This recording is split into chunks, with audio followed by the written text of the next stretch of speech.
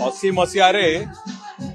भारतीय जनसंघ रु परवर्ती समय जनता पार्टी रे विलय होगा परवर्ती समय 80 मसीह दल एक नुआ रूप नहीं भारतीय जनता पार्टी ना प्रतिष्ठा है। स्वर्गत अटल बिहारी वाजपेयी एवं श्रीजुक्त लालकृष्ण आडवाणी नेतृत्व रे ये दल निजर स्थिति नहीं कि समग्र भारत वर्ष रे सबु राज्य रे निजे प्रतिष्ठित है। ओडिशा रे विश्वभूषण हरिचंदन दलर सभापति भाव में प्रथम सभापति भाव में नियुक्त हेले। दल रे नुआ करिकी कार्यकर्ता को जोड़िकी विभिन्न जिल्ला रे छोट संगठन रु एक विशाल महाद्रुम रे परिणत करबा पई कार्यकर्ता माने ए दलर गोटे नीति आदर्श उपर आधारित राजनैतिक दल को आगु को नवा पाई जो प्रचेष्टा करथिले आज तार फल 2024 मसीह मिली भारतीय जनता पार्टी एकुटिया सरकार कर एवं ये सही दल जो दल देश को भल पाए जो दल समाजर उन्नति पाई देशर विकास पाई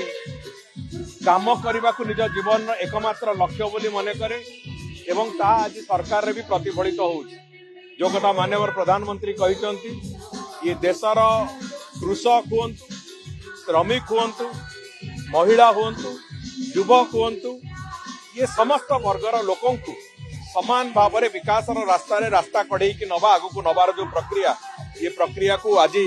दल आगु को नौची सरकार रे भी एवं संगठन रे भी कथा को आगु को नौची एवं आजिर दिन रे आजिर प्रतिष्ठा दिवस अवसर रे यही कथा ही आम समस्त एक संकल्पर वार्ता देखंतु आमे